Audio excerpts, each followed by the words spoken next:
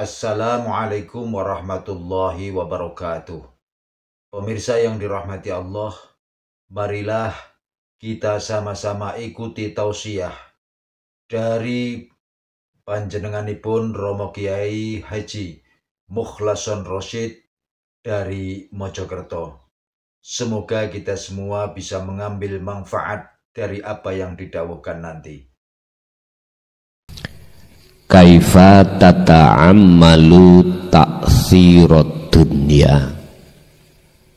Bagaimana cara menghadapi pengaruh-pengaruh dunia.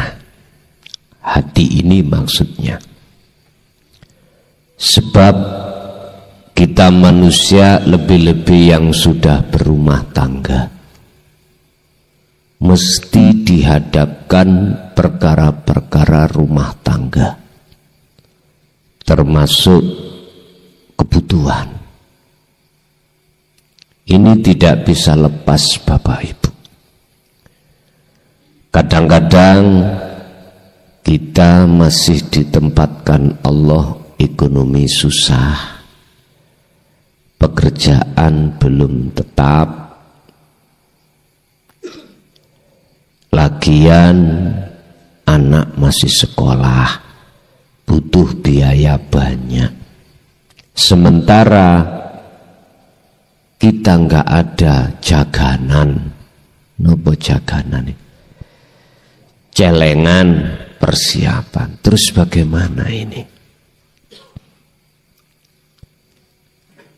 Ngadepi persoalan yang seperti itu bagaimana? Kalau kita kembali kepada surah At-Tolak ayat 2 dan ayat 3 sederhana. Wa may yattaqillaha yaj'al lahu mahrajan wa yarzuqhu min haitsu la yahtasib. Pertama yang harus kita pegang adalah membenahi takwa. Membenahi takwa. Bab masalah takwa ini urusan ruhaniyah dengan Allah. Urusan hati langsung datang Allah. Ini yang kami sebut sebagai hablum minallah. Tidak ada urusan terhadap manusia. Barang siapa yang betul-betul bertakwa, maka yaj'allahu mahrajan. Allah akan menjadikan perkara yang sulit tadi jadi mudah. Persoalan yang nggak kunjung selesai, Allah kasih solusi. Tapi ketika saat jenengan membenahi hubungan hati langsung pada Allah, nggak boleh hati ini mempunyai niat supaya urusan ekonomi jadi mudah, nggak boleh. Ini nggak boleh ke bawah, karena ini hubungan hablum minan nas. Sehingga ayat 3 dikatakan wa may yattawakkal 'alallah fahuwa hasbuhu. Barang siapa yang menyerahkan semua urusan apapun, ya fahuwa hasbuhu. Allah selesaikan itu. Berarti kalau kita serahkan, kita nggak boleh bahas,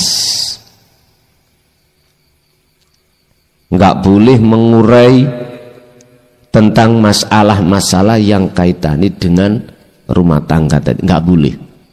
Harus fokus menaik hubungan hati langsung pada Allah.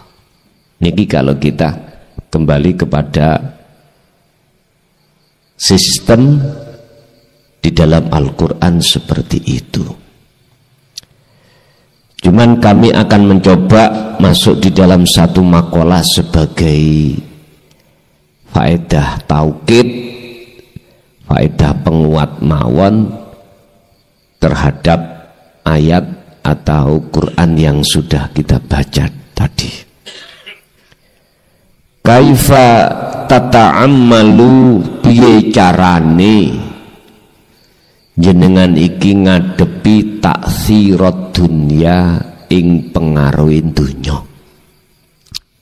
Ada dua di sini cara untuk menghadapi hal itu supaya hati jenengan gak mudah terpengaruh. Sebab ngeten Mbak, hati jikalau sudah terpengaruh dengan kehidupan dunia, kebiarin dunia, mesti hati ini lalai dari Allah. Mesti. Lebih-lebih mereka yang dunianya mewah, tan saya nemen niki, lebih-lebih di situ. Artinya lebih berat, lebih berat. Alhaqumut takatsur hatta zurtumul maqabir, itu terjadi sampai kematian. Kematian datang. Nah terus bagaimana cara supaya tidak seperti itu? Sebab kalau ini kita biarkan, inilah Pak yang dimaksud dalam satu ayat disebut sebagai hati yang buta pada Allah. Bon. Pertama, al-mizan, harus ada keseimbangan bainal hayatid dunya, antarane kehidupan di dunia wal akhirati, lan kehidupan akhirat. Artinya apa? Asyarhu utawi penjelasan iku khafidun, jenengan harus ngrekso alal alaqati ma'annas, ing atase hubungan sesama manusia. Hablum minanas, iki jenengan harus menjaga hablum minanas, sesama manusia. Dan ini sudah diatur di dalam hukum syar'i. Udah, gimana caranya sesama tetangga, sesama saudara, sesama teman, hubungan terhadap orang tua, terhadap anak, terhadap istri, suami, begitu banyaknya. Ini harus dijaga. Istilah utamakanlah akhlak jenengan kali kula ketika saat menjaga hubungan antara sesama. Satu contoh, jenengan nyupir mau belok, di sana ada mobil atau ada motor. Akhlak sampean itu memberikan jalan terlebih dahulu. Gak terus sampai langsung egois langsung belok. Jangan, gak berakhlak ini. Kalau terjadi seperti itu, muring-muring badan, muring-muring. Dan marah-marah inilah nantinya akan menjadi pengaruh hatimu. Harus kasih jalan dulu dari depan, karena aturan kita yang belok harus ngalah. Ini satu contoh kecil aja. Kalau ini tidak Anda jaga, ya sudah, berarti jenengan iki tidak ada keseimbangan menjaga antara hukum hablum minanas.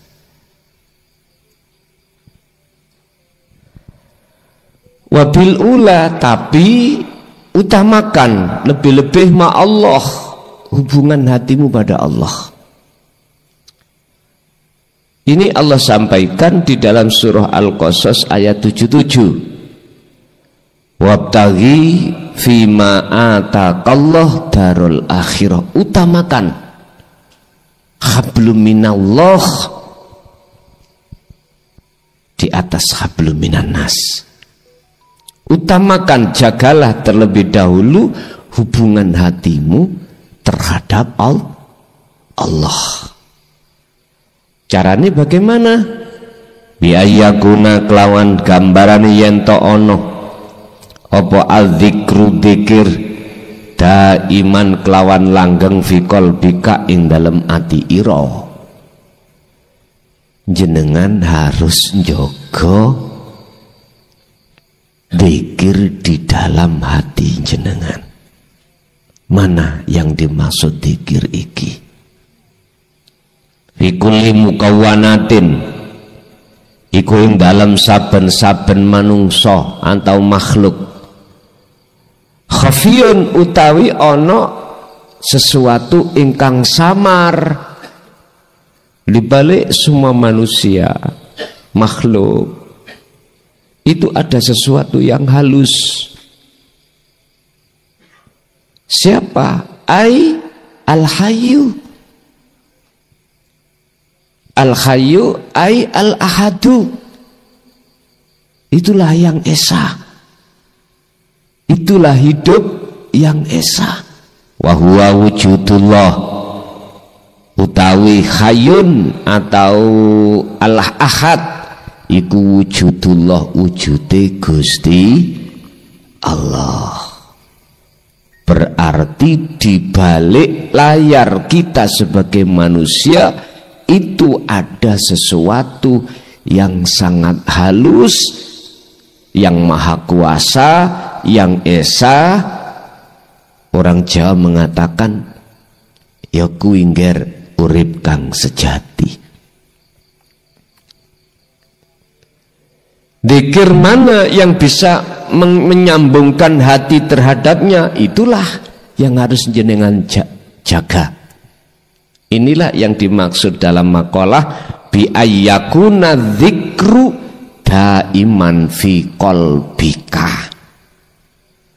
Kedah njogo dzikir yang seperti ini di dalam hati. Inilah yang sering saya sebut sebagai dzikir sirul asrar. Kalau di dalam thariqah itu disebut dzikir khafi. Tapi enggak dijelaskan seperti ini. Wis pokok dikira sing alus. Paling tidak hanya dijabarkan hatimu harus mengucap Allah, Allah, halus. Dan ini tidak menyasar, Pak. Tidak mengena sama sekali dengan apa yang kumaksud. Jaga dzikir ning ati, nyambungi ati menyang Allah. Boten saged. Pun itu satu caranya untuk menghadapi pengaruh dunia. Jenengan harus menjaga hubungan, menseimbangkan hubungan antara sesama manusia, lebih-lebih hubungan terhadap Allah. Nomor 2 iku khafidun jogo ala khablir ruhi ngatasi hubungan roh ilallah. Artini la tufarikhu hadha huwa adzikru qala ta'ala fi suratil Baqarah al-ayah. Sing dimaksud jaga hubungan roh terhadap Allah itu adalah apa yang dikatakan di dalam surah Al-Baqarah ayat 256, faqadistamsaka bil urwatil wuthqa lam fisomalaha. Kembali lagi jawabannya, jogonen zikir dalam hatimu. Wa qala aidan di dalam surat Ali Imran ayat 103, wa'tasimu bihablillahi jami'an wala tafarraqu. Pegang teguh taline atimu terhadap Allah. Ya zikir niku. Wala tafarraqu. Ya jangan pernah kau lepas. Bapak Ibu hadirin jamaah rahimakumullah. Begitu banyak ilmu yang sudah kita terima Pak, dalam rangka mengenal diri yang sebenarnya ini siapa, dalam rangka supaya mengenal Allah. Ternyata kesimpulan ilmu yang tidak ada batas tersebut kuncinya ada di zikir. Pun wonten niku.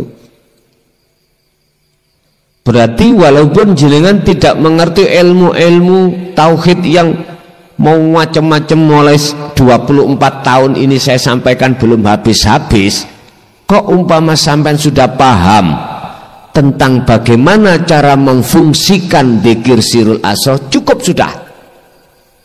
Mboten angel-angel. Tinggal jenengan kalih kula niki bagaimana terus melangsungkan, mengamalkan, mempraktekkan zikir ini fi kulli ahwalikum, di dalam setiap keadaan kita. Cuman ada di situ. Tiada guna dan manfaat segudang ilmu tauhid jikalau kita tidak mau praktek nglampahake zikir itu. Mboten enten gunane, ra enek manfaate. Ya, kalau kita berbicara tentang masalah zikir di dalam Al-Qur'an itu, bagaimana Allah menyebutkan wadhkur isma rabbika bukratan wa asila, wa qala aidan dzikron katsiron. Diperintahkan untuk ingat kepada Allah dengan ingat yang sebenar-benarnya ingat, dengan ingat yang sebanyak-banyaknya. Bukratan wa asila, baik siang maupun malam, alias 24 jam. Mengapa di dalam Al-Quran berbicara tentang dzikir ada kaitannya dengan bukratan wa asilan? Jawabannya itu ada di ilmu kejawen yang selama ini kita drengkeni. Apa? Salat daim lho Pak, paham ya? 24 jam menghadapkan diri pada Allah itu tidak cukup 5 waktu, tapi 50 waktu atau 24 jam. Gak kerja, tak kerja. Secara jasad kerja, secara jasad jaga hablum minan nas, tapi secara ruh jenengan wajib tetap zikir. Dan ini proses sangat berat Pak bagi kita yang pemula. Awal-awal kita itu mengamalkan itu berat banget. Tapi selang berjalanan waktu yang jenengan itu berpegang satu ayat walatai asufiroi-hillah, gak ada kata putus asa dalam hati dalam rangka menyongsong rahmat Allah, maka berat itu akhirnya jadi ringan. Udah terbiasa. Sama dengan orang yang gini Pak, orang belajar sepeda pancal itu awal-awal berat Pak, sering jatuh, apalagi jalannya ekstrim seperti Prigen ya. Kalau di Bangsal sih lempeng mawon. Coba kalau belajar di daerah Prigen, jalannya nanjak, ya toh turun, makadam apalagi wes cara jatuhmu niku lebih nemen sorone. Tapi jenengan tidak putus asa. Jatuh yang bagaimana dinaiki lagi, jatuh yang mana dinaiki lagi, terus tiada waktu kecuali berlatih. Aku yakin saya suwe lama kelamaan kebodohan kita dalam hal bersepeda akan menjadi lihai seiring berjalannya waktu jenengan terus menerus berlatih membawa sepeda. Logikanya seperti itu. Sama dengan zikir kita dalam rangka mengingat Allah. Yang dimaksud mengingat di sini adalah sadar kalau bukan kita yang bisa melakukan segala hal apapun, tapi sesuatu di balik kita. Kalau hati terus menerus istimrar, terus menerus jenengan itu ingat kepada Allah di situ, saya yakin tidak ada kata berat. Sekalipun jenengan iki dalam kondisi kerja sibuk jasad ini, ingat Allah sampun menyatakan barang siapa yang hatinya tinggalkan selain aku, maka dia akan kuangkat sebagai kekasihku. Fattabi'uni yuhibbukumullah, seperti halnya para nabi dan para rasul dan kekasih Allah yang lainnya. Ini mudah. Ingatnya jenengan terhadap Allah itu nanti dijaga Allah. Artinya Allah akan menjaga dari pengaruh-pengaruh dunia ini. Makanya tadi saya katakan syarat yang kedua supaya jenengan ini tidak mudah terpengaruh dengan pengaruh dunia ini, padahal kita setiap saat dan waktu campur baur dengan kebiari dunya. Wa'tasimu bihablillahi jami'an wala tafarraqu. Pegang tali Allah itu.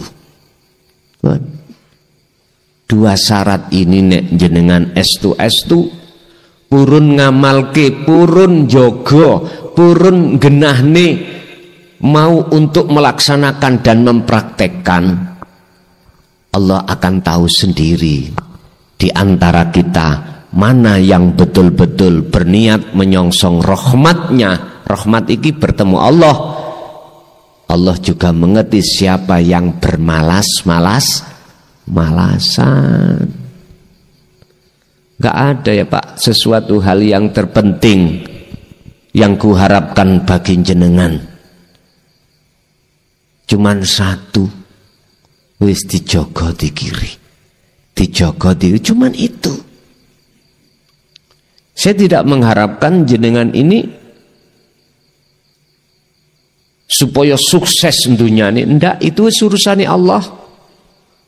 Cuman satu saja yang kuharapkan terhadap jenengan semua, jaga zikir hubungan hati jenengan datang Allah.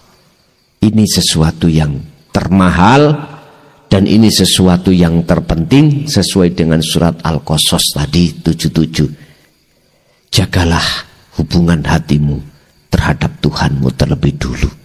Wala tansa nasibaka minad dunya, dan yang kedua, jangan kau lupakan bagiamu di dunia. Artinya hubunganmu sesama manusia dalam rangka jenengan iki menerima anugerah kebutuhan yang ada kaitannya dengan keluarga. Artinya lagi kesimpulannya nyambut gawe tetep nyambut gawe apabila jenengan sik dinyambut gawe no Allah dalam rangka untuk memenuhi kebutuhan keluarga, tapi di sela-sela itu jenengan tetap harus menjaga hubungan hati dengan Allah. Itulah yang kumaksud lewat zikir. Cuman itu Pak. Sebab dengan zikir itulah akan bisa menempatkan hati sampean ini wajjahtu wajhiya, menempatkan hati jenengan untuk menyembah, mengabdi, betul-betul ngabdi yang benar kepada Allah. Sebab ngabdi niki Pak ono macam loro, ono ngabdi ning golongane sakliyane Allah, ono ngabdi sing golongane Allah. Niki wonten Al-Baqarah 257. Dua golongan hati manusia, ada yang condongnya kepada Allah, ada yang condongnya pada selain Allah. Allahu waliyul ladzina amanu yukhrijuhum minadz-zulumati ilan nur. Bagi mereka yang hatinya sudah bisa mencondongkan terhadap Allah, maka segala kegelapan hati dalam hati jenengan pasti Allah hapus, diganti hati yang terang. Sebaliknya, walladzina kafaru awliya'uhumut taghut yukhrijunahum minan nuri ila zulumat. Ini kebalikannya. Golongan yang kedua, ada golongan orang yang hatinya ketutup, Pak.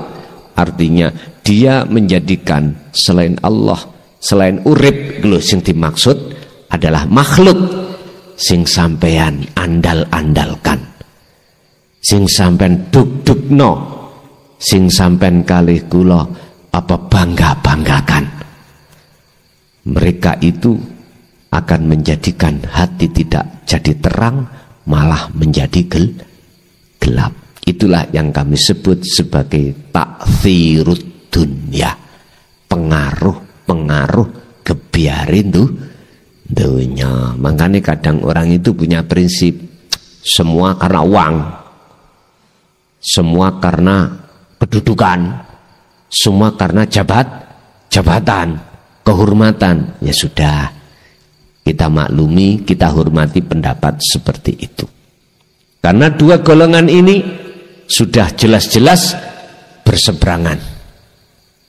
Lah nanti detik-detik letaknya sama-sama sadar, yang tadinya ada golongan satu yang gak sadar, hatta idza ja'athum musibah, ketika saat datangnya satu musibah, artinya musibah itu ujian, cobaan yang berupa kematian, barulah di situ hati akan sadar dan hati akan dibuka oleh Allah tentang mana yang hak dan mana yang batil. Tapi penyesalan di situ akan terjadi, penyesalan yang seperti itu sudah tidak ada guna dan manfaat. Qad khasirul ladzina kadzdzabu biliqa'illah. Sungguh kita golongan orang yang sengsara tatkala ketika di dunia mendustai, artinya tidak mau bertemu Allah, hatinya bertemu terhadap selain Allah. Pun niku mawon apa yang bisa kami sampaikan. Untuk bulan kemarin itu mohon maaf karena akses jalan tidak bisa masuk, jadi diliburkan ya. Nggih mohon maaf, datang konco-konco barangkali ada yang kecelik ya. Nggih, kita masuk pada sesi tanya jawab. Bapak Ibu barangkali ada yang perlu ditanyakan, kami persilakan.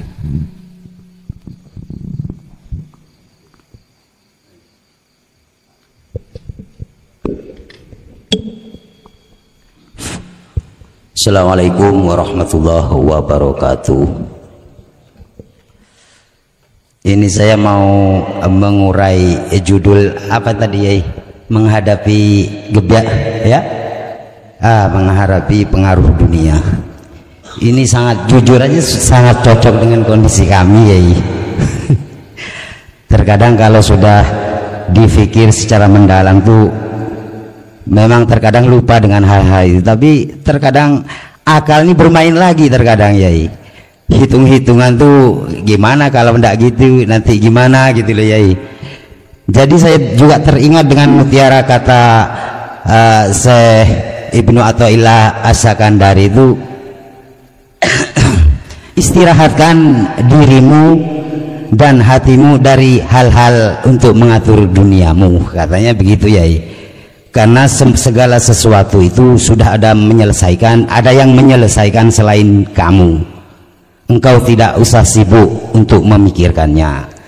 Lah dalam hal ini terkadang itu apa ya, membuat bingung ya dengan keadaan itu, terkadang tidak cocok lah dengan kondisi kami yang masih di asbab ini ya gitu loh ya. Mohon untuk diuraikan lagi itu ya. Terima kasih ya. Assalamualaikum warahmatullahi wabarakatuh. Waalaikumsalam warahmatullahi wabarakatuh. Oleh karena pendidikan kita mulai kecil itu diawali pendidikan ilmu syariah. Ilmu syariah itu ilmu kulit ya. Ilmu yang mengutamakan hablum minan nas. Kita mulai sejak kecil itu dididik tentang masalah itu. Dan ini nggak salah sih, karena proses. Ya dah, karena proses. Kalau boleh saya katakan, pendidikan ilmu kulit itu untuk mensukseskan kebutuhan jasmani. Terus jangan dikira kebutuhan jasmani itu hanya bermateri aja, enggak, ada juga non materi. Contoh di kalangan orang tua, kita sebagai orang tua ketika memondokkan anak itu bilangnya apa? Wis muga-muga nak ilmu musuk manfaat, mulya ing mungguh menungso, mulya ing mungguh Gusti Allah. Wis dadi ilmu mungku iso manfaat ning tengah masyarakat. Nyun sewu. Pendidikan hal seperti ini ketahuilah masih berorientasi hablum minan nas. Buktinya kita pulang, alim ilmu segala apa di bidang agama, akhirnya masyarakat pada memuliakan jenengan. Terus kita hati berbangga diri karena kehormatan. Loh, ini dunia. Ini dunia yang non materi. Siapapun kita, apapun status kita, apakah dunia bermateri atau non materi, setinggi apapun, nggak akan pernah kita akan menemukan hakikinya kedamaian hati, nggak akan pernah. Yang jelas kita akan menghadapi kondisi hati ini selalu khawatir. Yang kaya khawatir miskin, mohon maaf. Yang punya harta banyak kelangan apa? Khawatir hilang. Yang punya kehormatan khawatir kehormatannya hilang. Loh, kekhawatiran yang seperti inilah Bapak Ibu yang saya katakan tidak pernah menemukan sejatine ketentraman hati. Kalau kita bicara tentang masalah kedamaian hati, tentramnya hati, bagaimana Allah mengungkap di dalam surah Ar-Ra'd ayat 28, Allah mengatakan alladzina fi walladina amanu, termasuk orang-orang yang beriman, wa qulubuhum bidzikrillah. Mereka hatinya mengapa bisa dikatakan hati yang damai? Karena sebab bidzikrillah, karena sebab dia hatinya selalu berzikir. Baru sakit menduduki makalah beliau Syekh Ibnu Athaillah tadi. Arikh nafsaka, ya tah? Apa? Prekno, istirahatkan dirimu dari perkara-perkara yang perkara itu sebetulnya sudah ada yang ngurus. Terus bagaimana kita bisa mengistirahatkan? Lawang kita nggak tahu kalau ada yang ngurus. Susah ini Pak nggih. Mboten saged. Makanya dalam surat At-Tolak ayat 3 nggak bisa kita itu mengikuti ayat itu. Wa may yatawakkal 'alallah, mboten saged dikatakan tawakal. Lah wong kita nggak tahu di balik kita semuanya itu ada sesuatu yang halus, yaitu Allah yang ngurusi dan melayani kita. Semua persoalan bagaimana bisa dikatakan menyerahkan diri pada Allah atau mengistirahat perkara, mboten saged. Lah itulah akhirnya akibatnya hati selalu terpengaruh dengan dunia. Pun otomatis nih. Maksud saya pendidikan kita di dalam ilmu kulit jangan berhenti. Teruskan pendidikan itu dengan ilmu isi. Inilah yang kumaksud tentang risalah tauhidiyah yang diemban oleh baginda Rasul. Ada ayat? Ada. Al-Anbiya 87, Al-Anbiya 25, khusus tauhidiyah yang ada kaitannya dengan ruhaniyah jenengan datang Allah. Itulah hukum hakikat menuju makrifat. Cuman aja selama ini berabad-abad risalah itu terkesan tutupi. Alasannya karena takut fitnah. Ya sudah, ini sudah waktunya Allah membuka segala apa yang selama ini terasa tertutupi. Urusan kita sebagai manusia tergantung kita mau terima atau tidak, monggo. Bahasa saya tidak punya hak untuk memaksakan umat untuk menerima risalah ini. Tidak. Saya cuma satu menyampaikan risalah ini sekalipun konsekuensinya itu sangat membahayakan. Wong Rasulullah beliau itu walau karihal musyrikun walladzi arsala rasulahu bil huda wa dinil haq liyudhirahu 'ala dini kulli walau karihal musyrikun. Walaupun Rasulullah dibenci, tetap beliau sampaikan. Walau karihal kafirun, walaupun banyak yang mengingkari, tetap Rasulullah menyampaikan.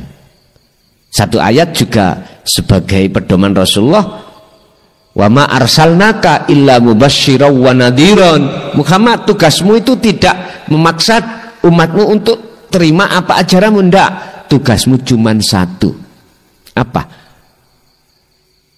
Mubasysyiran wa nadhiran. Memberikan kabar baik terhadap hati umat yang mau terima.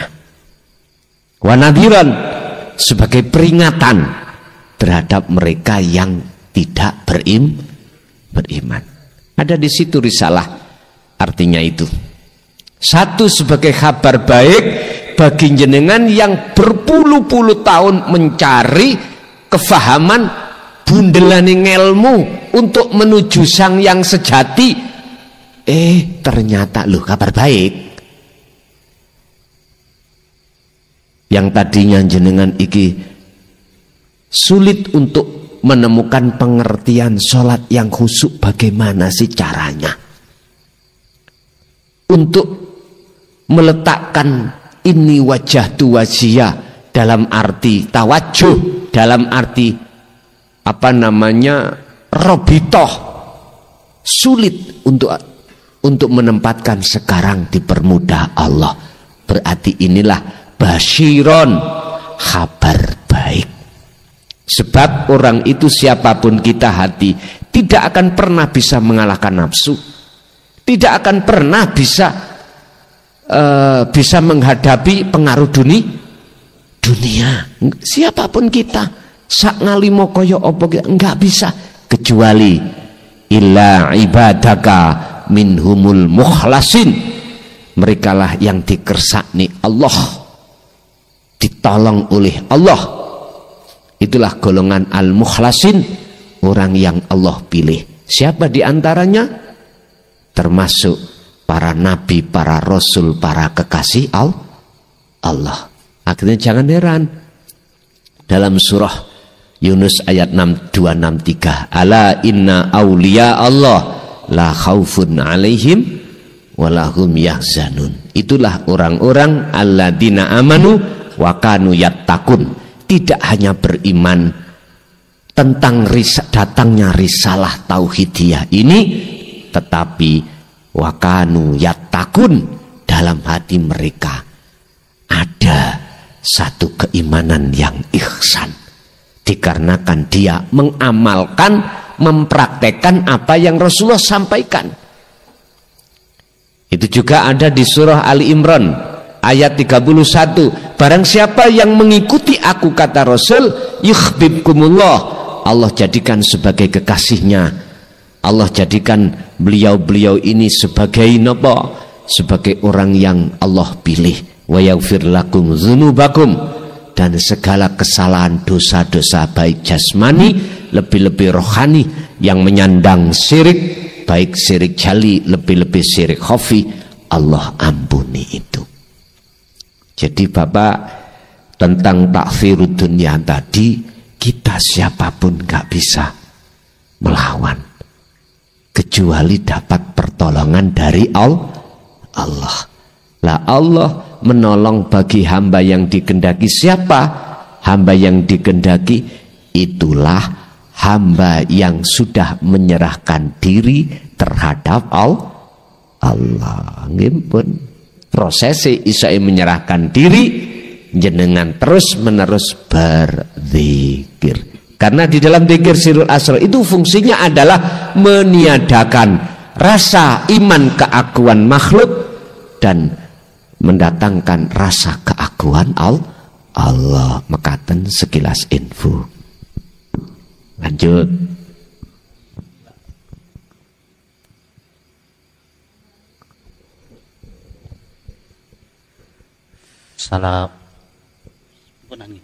Assalamualaikum warahmatullahi wabarakatuh. Kula Yoyok saking Malang. Pertanyaan kula niki rada sesat, rada sesat, rada nyelentang. Kula niki mulai alit mboten nate ngaji syariat. Mergo niku bolosan. Males lho, bolos terus akhirnya kula mboten saged ngaji niku. Lah dikala dewasa sampai menikah, akhirnya hidup niku sering nerabas. Artinya ya agak nyelentang lah. Sering nerabas, sering maksiat istilahnya, sering maksiat. Setelah itu di umur 34 itu saya ngaji tauhid di Pondok Malang, dan saya nggak bisa ngaji Arab itu. Setelah itu yang saya yang saya titeni urip niku Allah di luar maupun di dalam. Sing kula goceli mek niku tok sampai sakniki niku nggih. Tapi hati niku nggih tenang. Dikir sing kula lakoni niku bahwa hidup saya ini selalu maksiat atau kebaikan itu boten kula rasa, boten kula pikir, boten nate mikir lho. Lah sampai istilahnya ditangleti bojo sampean kok gak tau mikir. Lah kate mikir apa? Wis pokok dilakoni. Tapi kebutuhan niku nggih selalu tercukupi lho. Lah sampai istilahnya kaya gendeng niku lho. Gendeng. Nggih boten mikir sampai kali rencang sampean ku ngaji gendeng terus ngeten. Nah, makanya zikir seperti napa? Sing kula rasa niki bener napa mboten to lho. Nggih. Engko. Sampun mawon nggih. Assalamualaikum warahmatullahi wabarakatuh. Waalaikumsalam warahmatullahi wabarakatuh. Ketika saat Allah memberikan rahmatnya terhadap hambanya, itu bukan karena tekuni ibadah. Ngalimi tentang Quran, ngalimi tentang hadis, ngalimi tentang segala ilmu kitab apapun. Ndak. Iki sampean gecoi. Mungkin jenengan bisa membuka dalam kitab Ihya yang terkenal, beliau ahli tasawuf, Imam Ghazali. Allah mengangkat dia dalam rahmatnya, kemakrifatan itu ya. Kalau bahasa syariat masuk surga. Bukan karena sholatnya. Zakat, puasa, haji, dan amaliyah lain. Enggak. Hanya karena apa? Karena beliau pada saat itu menurut Ihya ya, dalam kitab Ihya, membiarkan seekor lalat ketika beliau menulis kitab Ihya itu meminum air asba. Air asba itu air mangsing loh Pak. Beliau biarkan. Tapi gak dijelaskan di situ posisi membiarkan itu hati beliau kemana. Enggak dijelaskan. Cuman dijelaskan beliau membiarkan seekor lalat itu sampai kenyang. Sebetulnya Pak, ini kalau kita urai sampai ke dalam, beliau memandang hidup. Oke, itu satu. Yang nomor dua, mungkin ini kami nukil dari salah satu hadis. Ada 21. Ngerti 21 ya? Ya wis. Ada seorang wanita yang punya status 21. Gara-gara habis nyun sewu melakukan hal itu, terus beliau itu haus, mau ngambil air di satu sumur lah katakanlah, tapi di situ ada anjing yang sama-sama haus.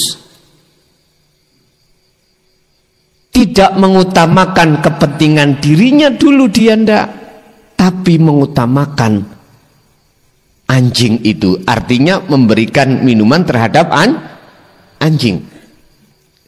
Dan di situ dalam hadis itu tidak diurai posisi ruhania, cuman jasmania saja.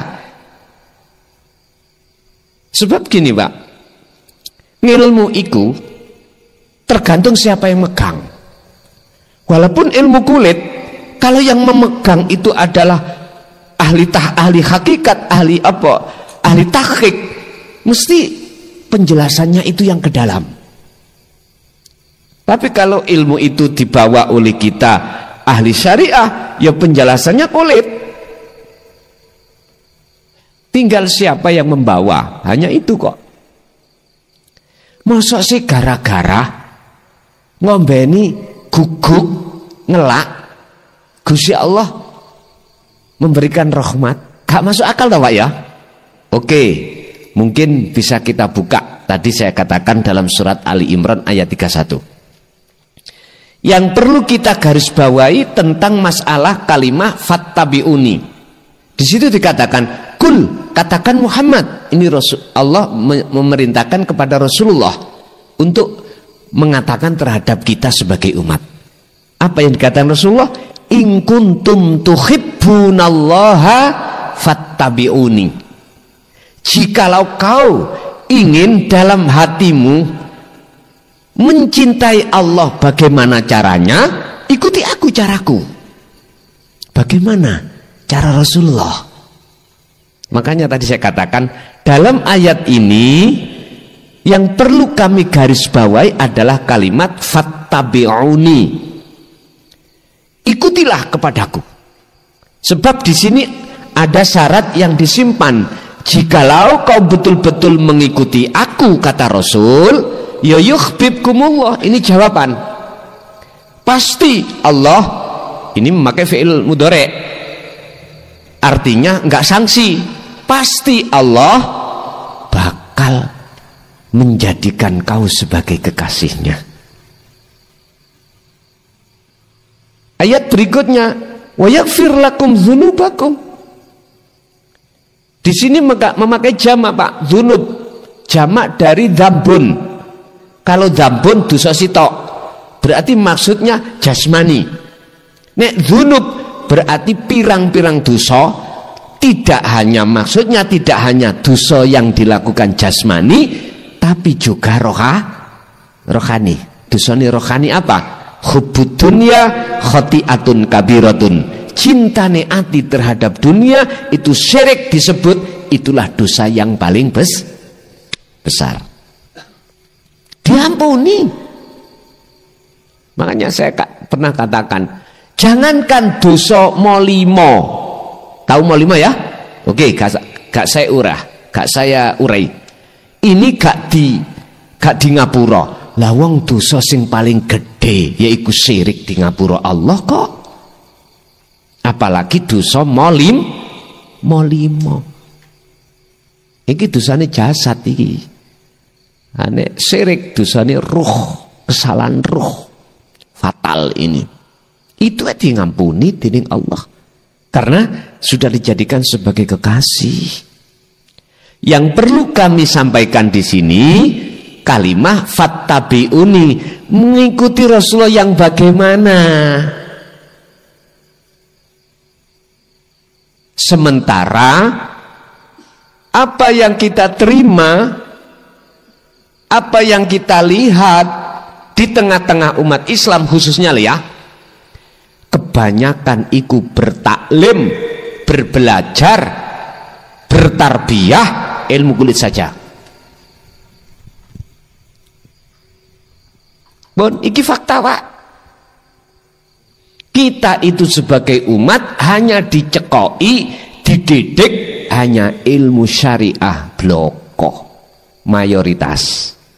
Sementara tentang ilmu tauhid, ilmu hakikat bisa menuju makrifat itu terkesan ditutup.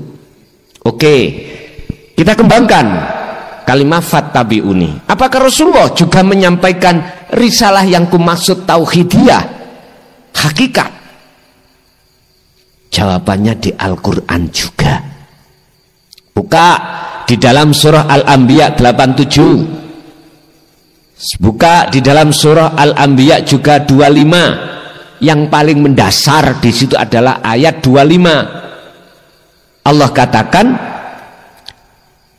wa ma arsalna min qablika mir rasulin illa nuhi ilaihi annahu la ilaha illa ana fa'budun.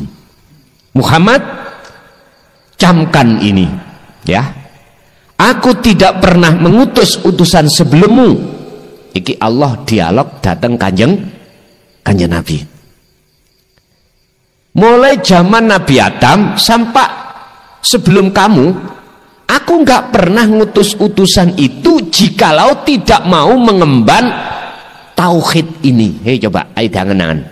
Sebab mohon maaf Pak, ada memang makalah yang mengatakan bahwasanya Rasulullah nggak pernah menyampaikan hakikat, cuman syariat saja. Oke, saya terima.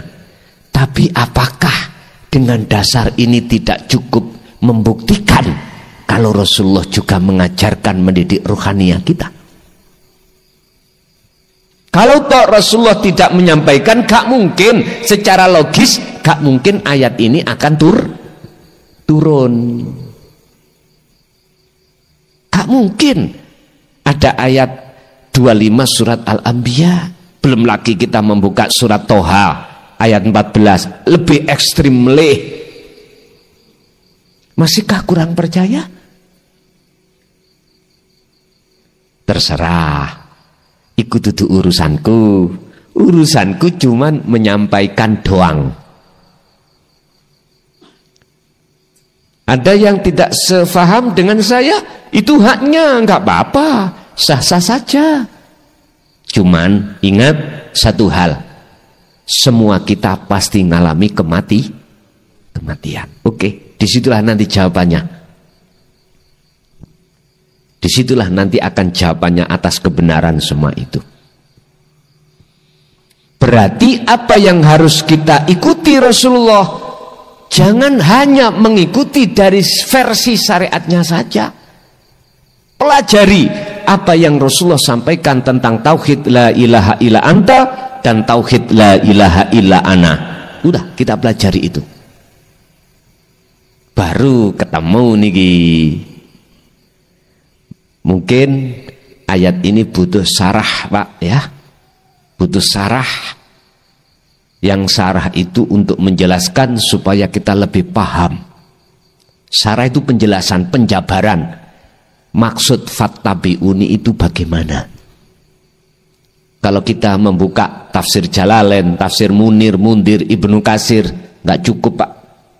Karena semuanya orientasinya itu sebatas akhlak istimaiyah, sebatas hablum minanas, begitulah. Jadi saya jawab jenengan wau sudah benar dzikir tersebut. Sebab dalam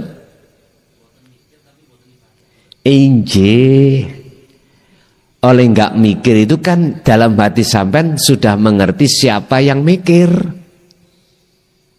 Kita pertanyaan pertama tadi loh ya.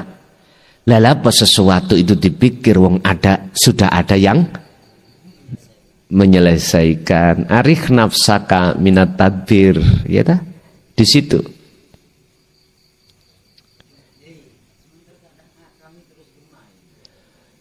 Ngeten, Mbak, kita nek nuruti sukmo, nuruti akal atau roihan, nggak ada putusnya. Karena akal itu selalu ngajak kita hanya sebatas logis, hanya itu. Satu contoh, kita nggak akan makan kalau kita nggak kerja. Nah gitu toh. Akhirnya kita nggak terasa, kita keseret dengan sifat-sifat pengakuan diri. Sementara kita nggak sadar di balik layar kita ada siapa. Lah disitulah. Akhirnya kita nggak nyadari kalau selama ini kita itu tidak berakhlak kepada Allah. Nggih, ada lain?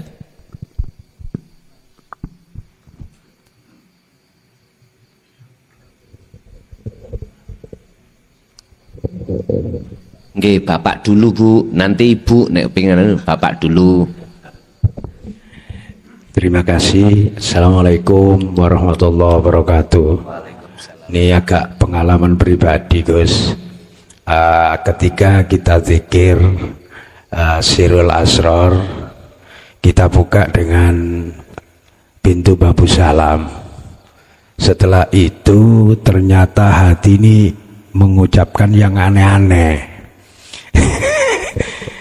Jadi lungguhku lungguh Allah, lakuku lakune Allah, sampai merinding lho Gus.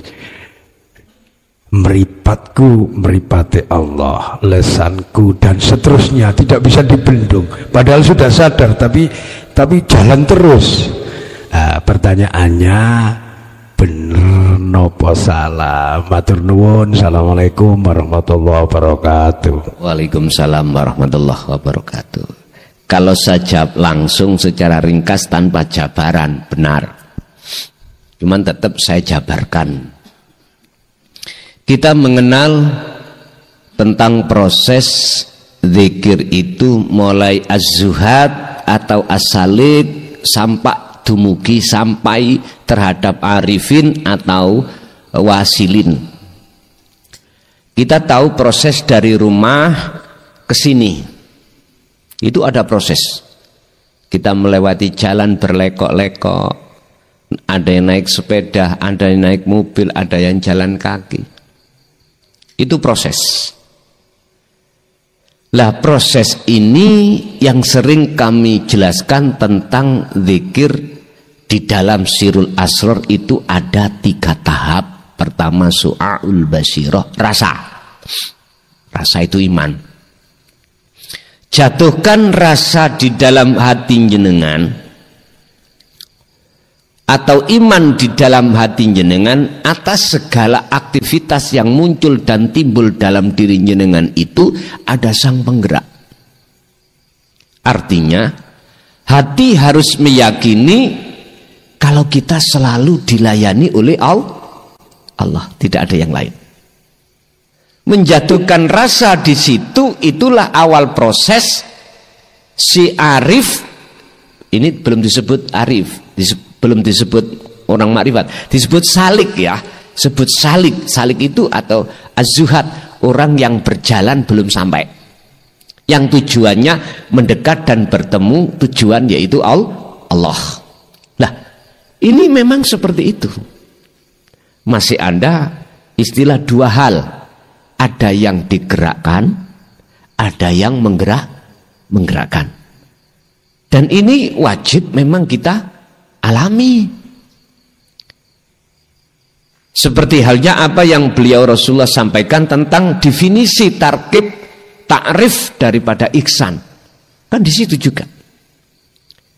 Kita terlebih dulu harus merasakan selalu dilihat oleh Allah. Kita harus merasakan selalu yang melayani kita cuman Allah, yaitu hidup dalam diri kita.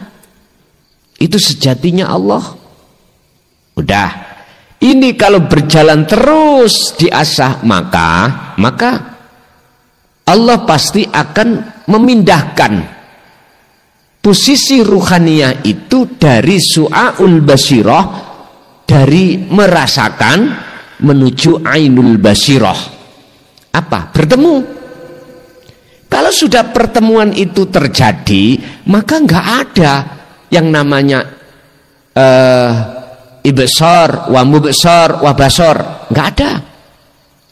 Yang melihat, yang dilihat, mata yang melihat untuk melihat, nama-nama tiga itu sudah nggak ada. Artinya apa? Yang melihat dan yang dilihat itu pelakunya tunggal, itu namanya bertemu. Prosesnya ngeten. Kita kan sudah sadar kalau status kita sebagai makhluk la haula wala quwata, bisanya terjadi illa billah semata. Kita kan sadar kita itu asalnya tidak ada. Adanya sebab diadakan oleh yang ada. Berarti keadaan kita itu sejatinya tidak ada. Makanya Allah perintahkan, wa inna ilaihi rajiun, kembalilah kau. Jikalau kau ingin tahu sebetulnya yang ada, kembalilah ke asal. Tidak ada toh? Dan inilah proses su'aul basirah, meniadakan keakuan diri sebagai makhluk atas segala hal apapun. Apakah yang wujud, yang berkehendak, yang melihat, yang mendengar, yang mengucap, apapun harus iki difanakan. Sehingga dikatakan roji'un, kembali kepada Allah. Disitulah akan nyata yang ada itu siapa. Kalau sudah sampai di situ, maka nyatalah sejatinya yang ada. Yang ada siapa? Yang ahad. Berarti jenengan sedaya makhluk yang kesebut yang kesebut nurullah tadinya itu makhluk, itu nggak ada sebutan Inilah nyatanya Allah batin, nyatane Allah doh. Wes, iki diungkap ya apa gak iso. Boten sangat tinggi. Iki adalah makom jam'i. Cara hikam niku entek-entekan. Apa entek-entekan iki, Pak? Habis-habisan. Ya sudah. Cara ada bis jurusan Bungurasih Malang, terminal Malang, sudah nyampe Malang, bisnya kemana? Diem toh? Diem sudah. Kalau sindiran dalam satu ayat, laisa kamislihi syai'un, yaitu sindirannya sudah. Berarti maksudnya akauku itu bukan makhluk. Akauku ikut namini sing jenenge maksud makom jam'i, yaitu Allah. Wes, gara-gara ini toh sejarah kita noleh mulai atas Kanjeng Nabi Muhammad. Ancamannya apa? Dibunuh. Khalifah papat, yang 3 enggak begitu diekspos. Abu Bakar, Umar, Utsman. 3 ini kematiannya mana diekspos? Boten. Sing diekspos cuman Sayyidina Ali. Yang terkenal kasus Karbala. Sama sebetulnya, cuman aja caranya lebih halus. Diracun lah. Begitu loh Pak. Ya sudah. Bagi saya sendiri, ketika menyampaikan itu, apabila sejarah ini terulang lagi, yo, ini sekarang Allah kata apa? Ya, memang itu yang saya tunggu kok. Gak gitu dah. Semua manusia menunggu kematian. Nah, terus menunggu kematian, semua kita akan mati. Terus masa kita mau khianat dari kematian? Gak bisa toh? Mboten saged. Ya sudah. Makanya kita tinggal serahkan semuanya kepada Allah. Ya udah.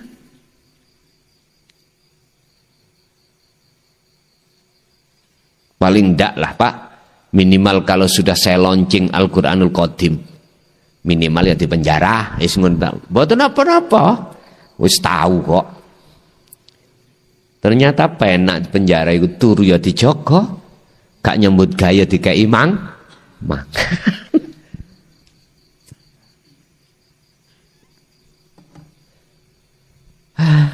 Ya udah, kalau itu memang kehidupan yang harus aku lalui, mengapa aku khianat? Gak boleh, tetap harus saya lewati. Begitulah. Mau nopo-nopo sudah. Semua kita ya pasti akan mengalami satu kematian. Cuman dengan cara Allah menentukan hal masing-masing. Ada yang mati karena sakit, ada yang mati karena mohon maaf, nyuwun sewu, rutuh. Gak terlalu dukur nih, luk sakit mawon ya ta, menek atau pangi cuklek jatuh kan sakit mawon. Wis tergantung Allah.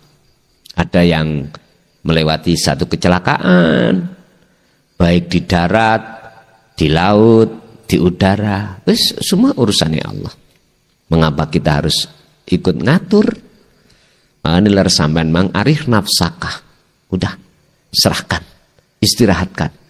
Semua apa itu sebetulnya ada yang menyelesaikan.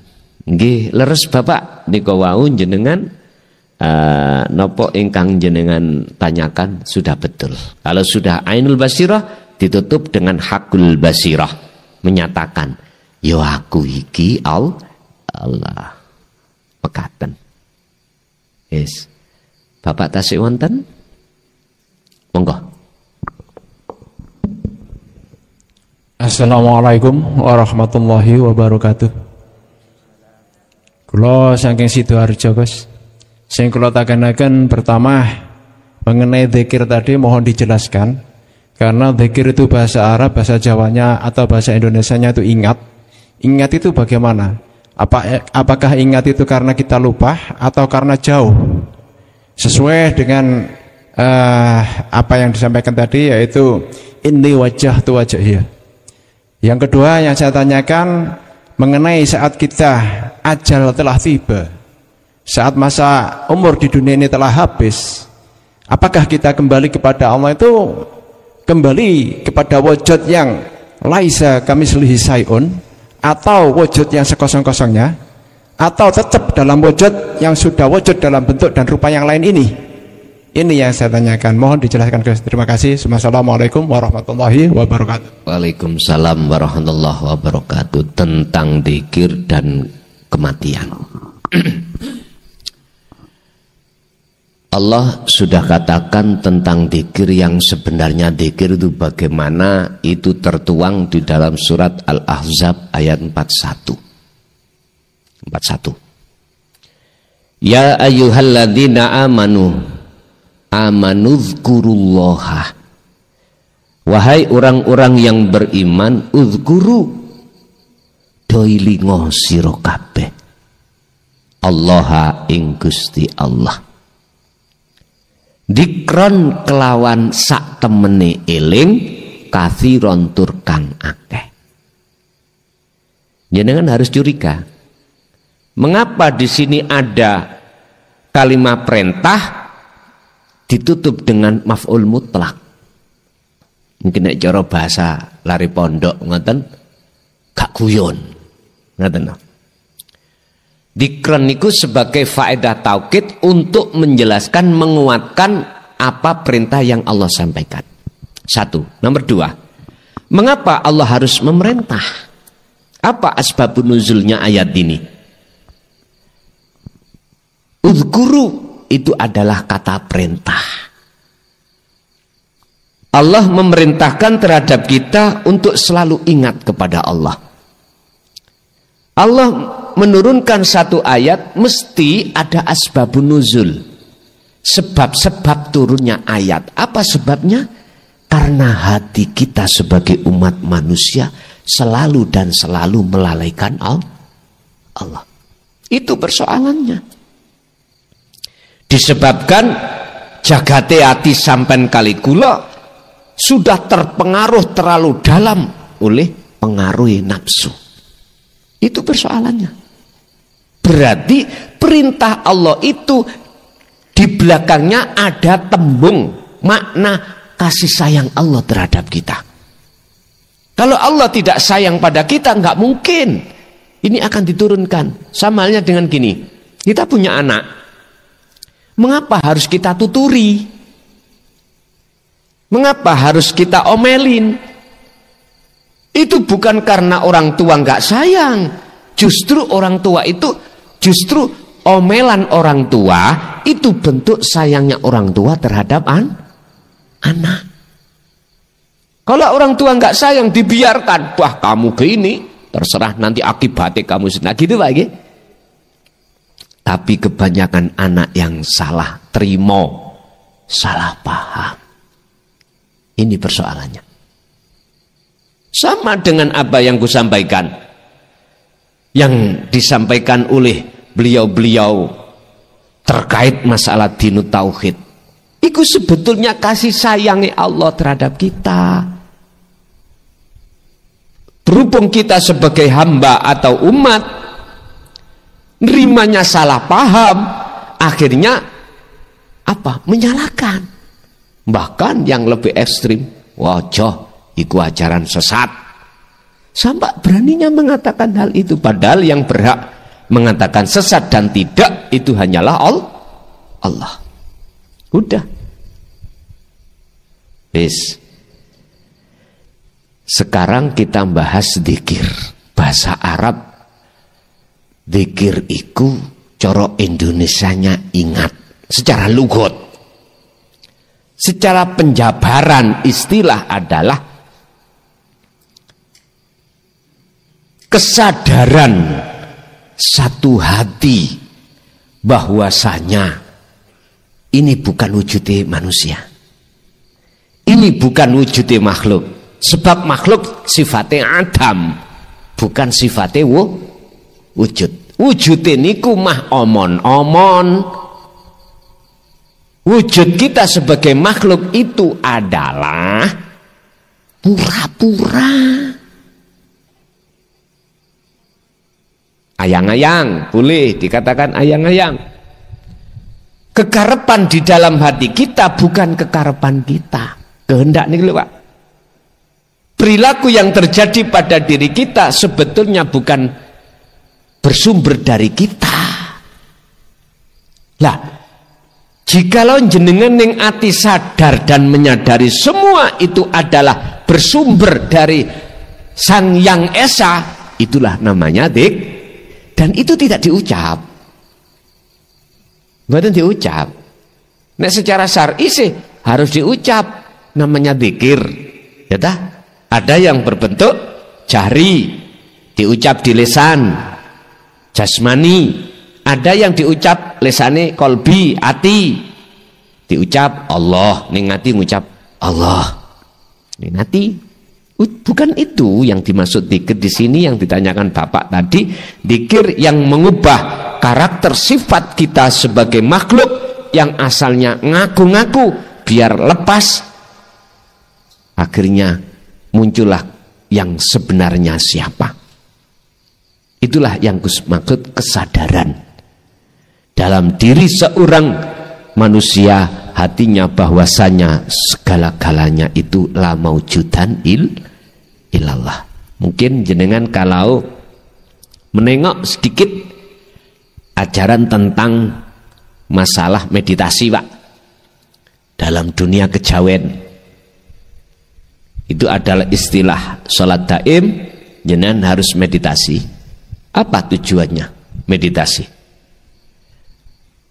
Mencapai kesadaran mutlak, sesungguhnya selain yang esa itu tidak ada. Selain yang esa itu tidak ada. Wes titik. Dan inilah tujuan orang meninggal. Pertanyaan kedua di situ. Tujuan orang meninggal, wa inna ilaihi rajiun, kembali yang esa, ada di situ. Pertanyaan saya, bagaimana mungkin kita akan bisa kembali kepada yang esa sementara kita itu tidak mengikuti protapnya, tidak mengikuti tata syaratnya? Bahasa saya mohal. Maka Allah katakan, wa min waraihim barzakhun ila yaumi yub'atsun. Kita semua manusia itu di belakang ditunggu satu kematian dan dimasukkan di dalam alam barzah. Artinya barzah itu adalah dinding yang tebal pembatas antara alam dunia dan alam akhirat. Jadi ruh ini masuk di dalam dinding, tidak bisa kembali ke dunia dan tidak bisa ke akhirat sampai pada hari kebangkitan itu datang. Ini ngelmu sarengat. Tergantung yang membawa ilmu itu siapa, ulama dunia atau ulama akhirat. Kalau ulama akhirat mengatakan mutu qoblal maut, ini maksudnya faktulu anfusakum. Surat Al-Baqarah ayat 54. Matilah kau sebelum kau mati. Artinya apa, Pak? Di dunia ini siapa yang dikatakan yang membatasi antara ruh dengan Allah? Ta'thirud dunya, gebiare dunya. Jadi ki barzah. Masih Allah. Perkara selain Allah itulah, Pak, Bu, yang menjadikan ruh itu terhalang, tidak bisa menghadap ini wajah tu wajah, nggak bisa. Dan ini siapapun akan mengalami. Tinggal pertanyaannya, jenengan ini mau nggak? Sebelum datangnya kematian itu, jenengan sudah ada tindakan untuk keluar dari barzah. Barang siapa saat di dunia belum roboh barzahnya, maka pasti ba'dal maut jenengan akan masuk di dalam alam barzah yang sebenarnya alam di mana lebih luas daripada alam dunia, Pak. Tapi bagi kita sempit. Karena apa? Terkurung. Yang ada adalah kegelap. Ayo coba sampai mlebu nanggone lapangan sepak bola, luas nggih, mengkilat tadi ciut, manakala jenengan merem, sempit terasa. Padahal alam barzah niku lebih luas daripada alam dunia. Sampeyan buktekno sampai nangune lapangan atau ning padang ora-ora ya. Tapi sampean iku tutup mata sampean. Yang terasa itu sempit, Pak. Mau berjalan ke kiri ke kanan, apakah gak ngideki ular tah? Nggak tahu dah. Apakah masuk ke prosok ke sungai? Nggak tahu. Makanya sempit, susah melakunya. Nggak bisa cepat. Mboten saged. Sampai Gusti Allah niku meringatkan kita dalam surat Az-Zumar ayat 54. Wa anibu, lekaslah kembali ila rabbikum, terhadap Tuhanmu, wa aslimu lahu, dan berpasrah dirilah kau padanya, min qabli ayatiyakumul adzab, sebelum datangnya satu kematian. Jikalau ini tidak kau lekas laksanakan, summa la tunsurun, Anda tidak akan pernah mendapatkan pertolongan dengan bentuk roboe barzah. Pak Nyun Sewu, sing nate masuk di dalam alam kasaf suwari lo ya, mesti sama. Artinya gini, ketika ruh itu Allah panggil dalam bentuk kematian, masuk di dalam alam barzah itu ada dua macam, ada yang gelap, ada yang terang. Ibarat jenengan tidur ya, pernah ngalami tidur jenengan ini, tidur yang gak enak ngipinya, ada yang enak. Coba aku tanya, yang enak terus sampai bangun gak pingin tidur lagi, pingin nyambung lagi lah, ngoten nggih. Tapi coba jenengan kalau tidurnya itu mimpinya dikejar-kejar anjing atau dikejar orang gila bawa pedang, gak mungkin jenengan ingin nyambung lagi. Nah, itu kan sudah ayat. Oke, kita karena belum pernah meninggal ya. Sebetulnya jenengan tidur itu belajar. Sekecil ayat Allah berikan contoh terhadap jenengan, nanti kita alami seperti itu. Makanya tidur kekasih Allah dengan tidurnya musuh Allah itu beda, Pak. Beda banget. Tergantung kita mau menyelesaikan persyaratan sebelum datangnya kematian atau ndak, monggo kersa. La ikraha fiddin, nggak ada paksaan. Sak kersa. Tapi yang jelas dalam kematian itu ada dua versi bahasa syariat, husnul khotimah, yang kedua su'ul khotimah. Nggih pun. Jangan kau memaknai husnul khotimah itu hanya sekedar dari tampilan fisik, jangan. Tampilan ruhaniyah. Nek fisik sudah jelas, dari tanah kembali ke tanah. Ruhaniyah lho, Pak. Dari Allah, bisakah kembali pada Allah? Kalau mata kita ruhaniyah masih ke buku, golongan mata hati yang buta, jadi jangan harap kita akan bisa kembali dengan yang benar. Dan sudah dijelaskan Allah dalam surat Al-Isra 72. Barang siapa saat di dunia mata hatinya buta pada Allah, maka di akhirat pun juga buta, bahkan lebih gelap lagi. Wa adallu sabila, jalannya lebih tidak terarah, alias jalan kita akan tersesat. Makanya jari wong Jawa, ngger, siratal mustaqim iku laksana rambut dibelah jadi 7, tajamnya 7 cemukur. Pak niku sanepan, Pak. Artinya apa? Sulite, saking susahnya melewati itu, banyak mereka langsung yang terjun,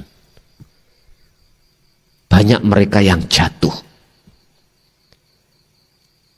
Innallaha huwa rabbi wa rabbukum fa'buduh, hadza siratul mustaqim. Yang disebut siratal mustaqim ning dunya iki apa? Hadza fa'buduh, klike ruh terhadap urip, ya niku siratal mustaqim.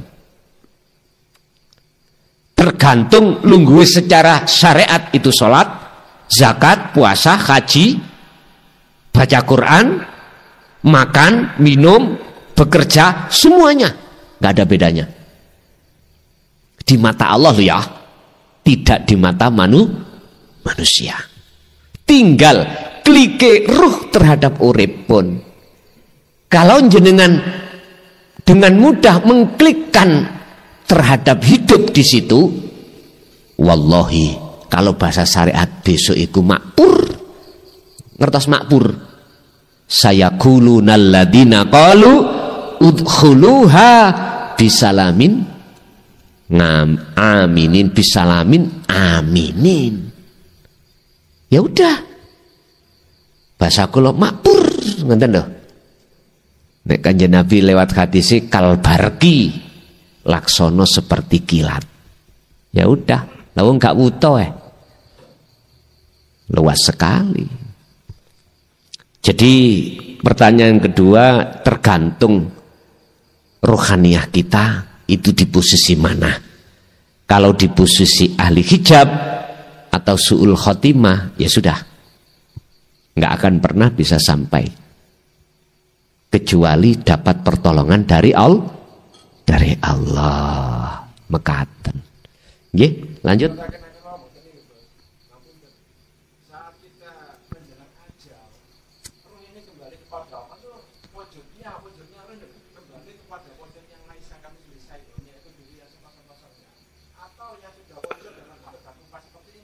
Tergantung jenengan jawabin dugi syariat apa hakikat. Dua-duanya. Kalau dua-duanya berarti syariat ya terjadi.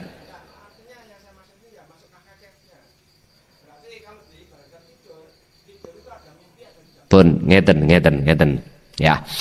Kalau jenengan jawabin yang syariat, ya kembali kepada wujud kita seperti dahulu kita ini. Satu, ya. Makanya hukum syariat itu tidak hanya berlaku di dunia, tapi juga di akhirat. Paham nggih? Sekarang saya jawab dari hukum hakikat. Hukum hakikat yang namanya laisa kamitsli syai'un bisa jenengan terangkan? Lagi, bisa jenengan terangkan? Kan diem. Hanya dengan rasa. Udah paham? Ya udah. Disitulah. Makanya saya itu harus menjawab dua versi, Pak. Nek aku harus menjawab satu versi, bagaimana saudara kita di syariat. Padahal hukum dohir, hukum batin itu bagaimana la farqa bainahuma. Tinggal di situ. Tinggal jenengan duduknya di mana. Makanya mengapa di dalam hikam itu ada dua sistem untuk sampai pada Allah, cara wasilun dengan majdu. Majadubun, nek wong majadubun wis gak ngereken sarengat wis. Karena sudah total jenderal, hanya ngejoki urip, wis gak berlaku hukum syariat. Pertanyaannya, ini salah mboten? Jawaban saya, secara ruhaniyah nggak berani saya menyalahkan, tapi beraninya saya membenarkan. Ketemu piro Pak, kula niki nyalahno karepe Gusti Allah. Nah, ngoten toh? Begitulah ceritanya. Nggih, ada lagi?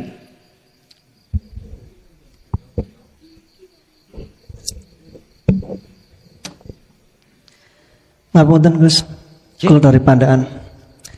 Saya hanya tanya dohirnya saja ini. Zikir Sirul Asror itu apa merupakan dari sarah kitab Sirul Asror atau ada hubungannya? Saya tanya ilmu kulitnya saja ini. Bon. Zikir Sirul Asror itu kalau kita masuk di dalam kitab hikam niku wonten bab basiroh. Ada 3, su'aul basiroh, wa ainul basiroh, wa hakul basiroh. Tapi di dalam kitab Sirul Asror, penjelasannya ada. Penjelasannya ada. Masuk di dalam bab yang menerangkan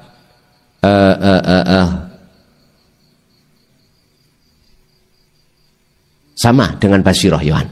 Cuman di situ tidak dijelaskan secara gamblang tulisan Sirul Asror. Tapi coba kalau kita kembali kepada tafsir mutasabbihah, yaitu isi dari kandungan Al-Quranul Qadim itu malah tidak su'aul basirah, su'arul basirah. Bedanya antara ro dengan ngain itu kalau di dalam Al-Quranul Qadim ya, itu muncul su'arul basirah, bukan su'aul. Lah, tergantung kita bersih tegang gara-gara huruf apa enggak.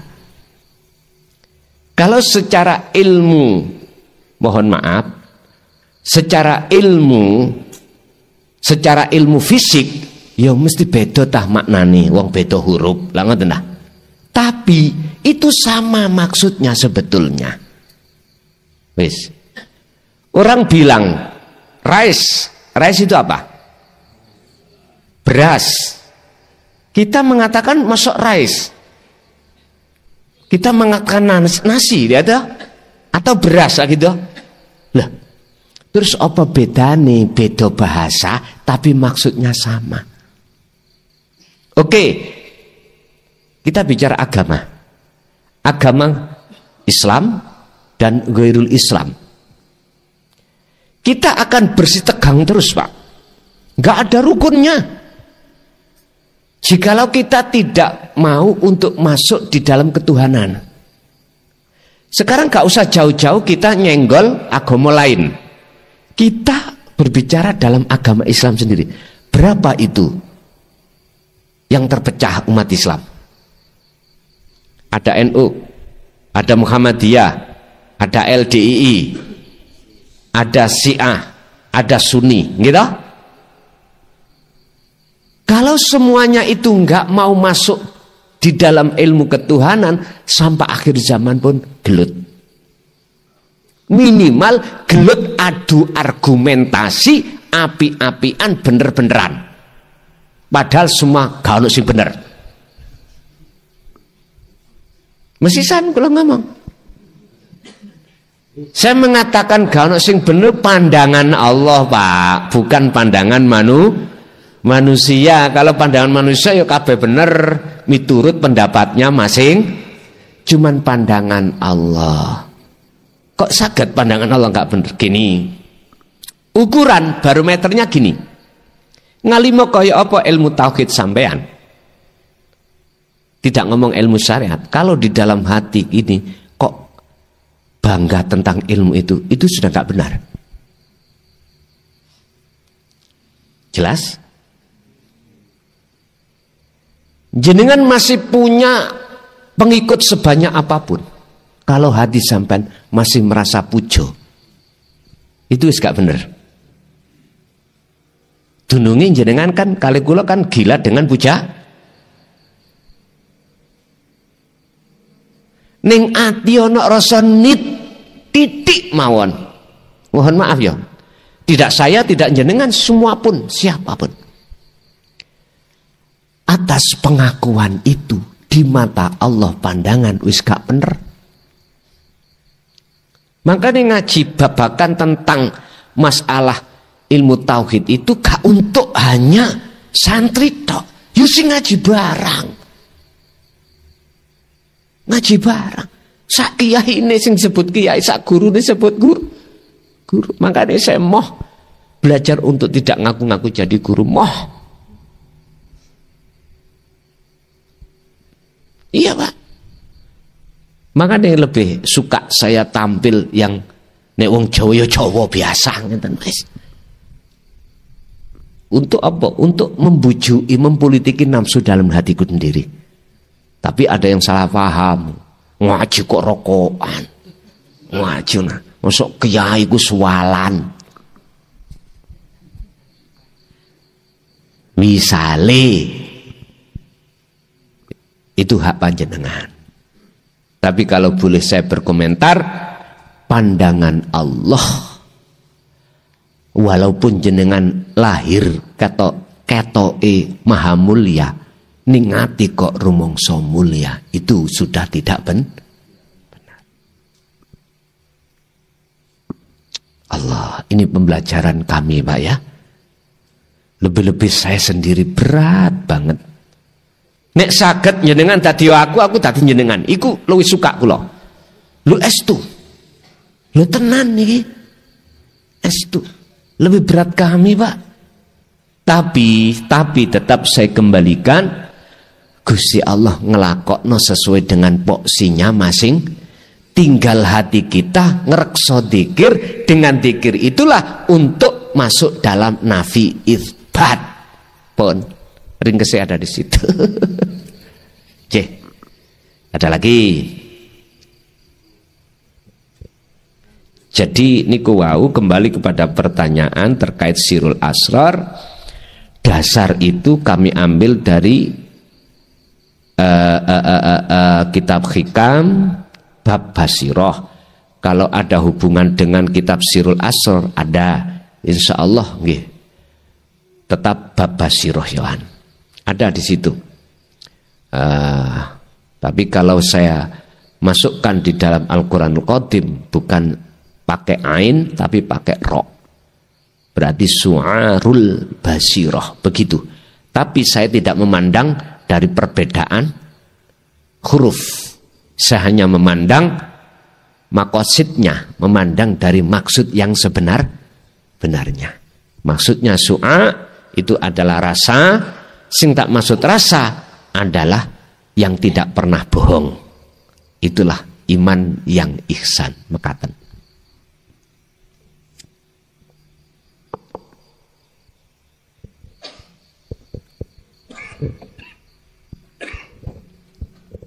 Assalamualaikum warahmatullahi wabarakatuh.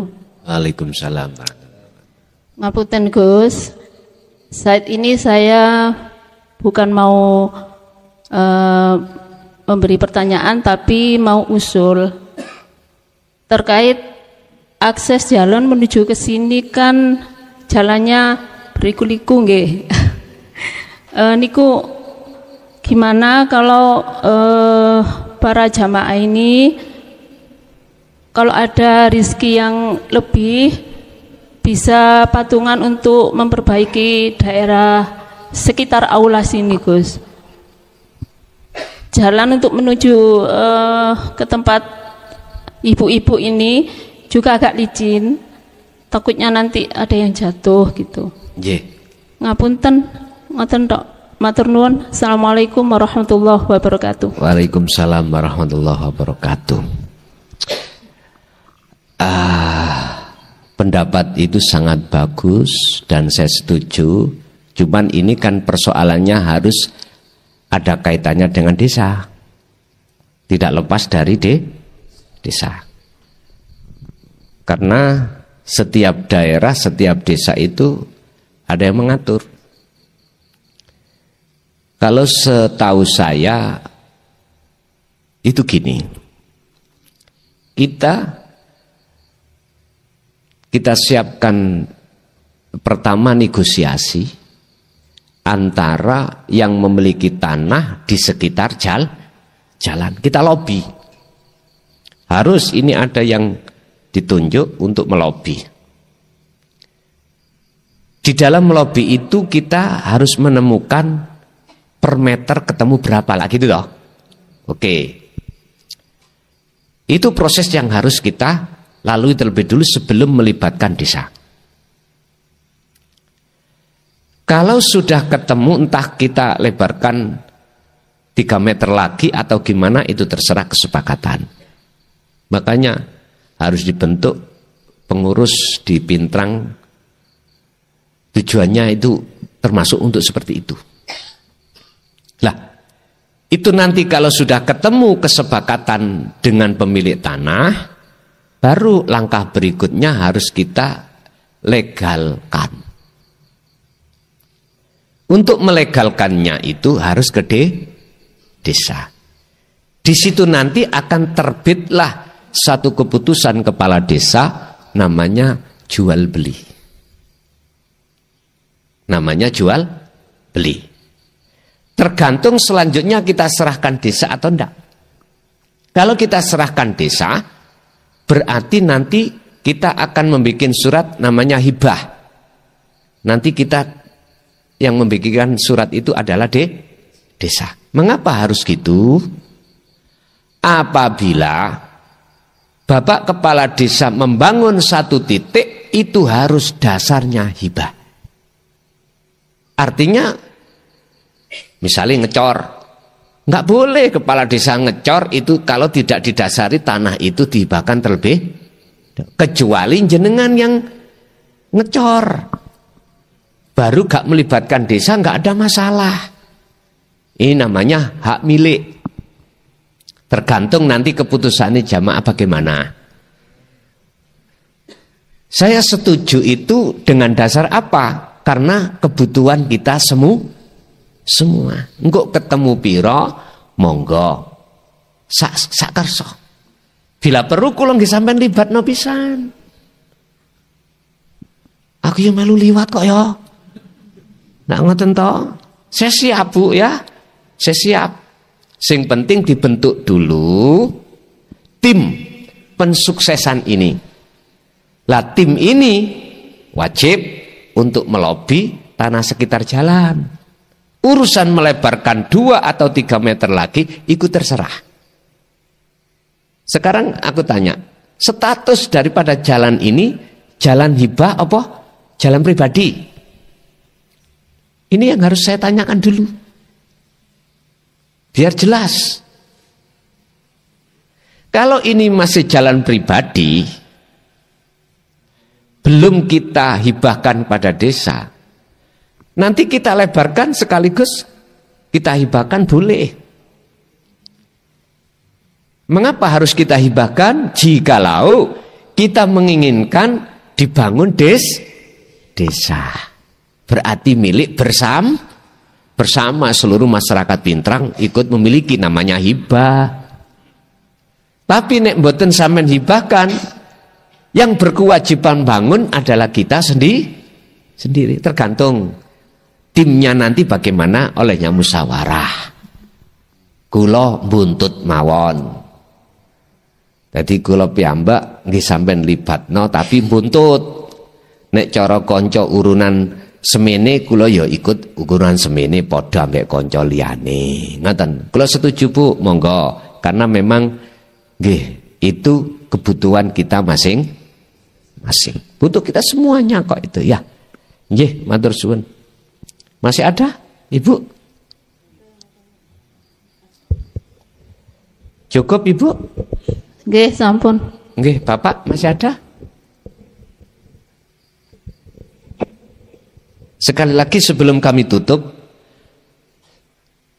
kita sering sudah terlalu banyak ilmu yang kita terima. Ingat, itu tidak akan menjadikan manfaat apapun bagi kita. Justru malah menjadi penghalang hati kita manakala kita tidak lekas sesering mungkin hati berzikir. Pun sampean kecok ini. Al-a'malu suwarun qaimatun wa arwahuha wujudu siril ikhlas fiha. Kita beramal apapun itu nggak ada gunanya, Pak. Di mata Allah loh niki, apabila tidak jenengan sertakan ruhnya amal. Ilmu juga begitu. Apa ruhnya ilmu? Amal. Praktek nih loh. Lah ruhnya amal apa? Ikhlas. Ikhlas iku sing ya apa? Enggak merasa kita yang melakukan. Itulah ikhlas. Saya ulang, ilmu ini tidak akan berguna apapun, tidak akan manfaat jikalau tidak jenengan kasih rohnya. Roh ilmu adalah amal, praktek. Sing tak maksud dzikir. Amal itu pun tidak akan berguna apapun jikalau tidak jenengan kasih roh. Rohnya amal adalah ikhlas. Praktek ikhlas ning dodo sampean iki gak ada rasa jenengan yang melaku. Abot nggih? Abot. Tapi bukan berarti gak bisa.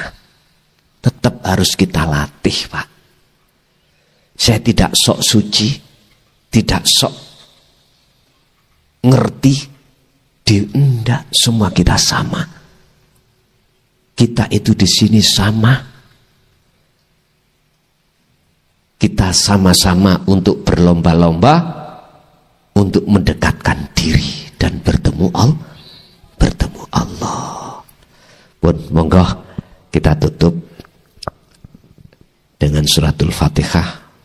Semoga apa ilmu yang sudah Allah berikan pada malam hari ini tidak menjadi hukuman terhadap kita atau penghalang hati kita, justru sebagai cahaya untuk menerangi hati terhadap Allah Subhanahu wa taala. Lahumul Fatihah. Pemirsa yang dirahmati Allah, demikian tadi tausiah dari Kiai Haji Agus Mukhlason Rosyid dari Pondok Pesantren Jaya Baru, Bangsal, Mojokerto. Semoga apa yang didawuhkan kita bisa mengambil manfaatnya. Demikian dari saya sebagai pengantar acara. Kurang lebihnya kami mohon maaf. Wassalamualaikum warahmatullahi wabarakatuh.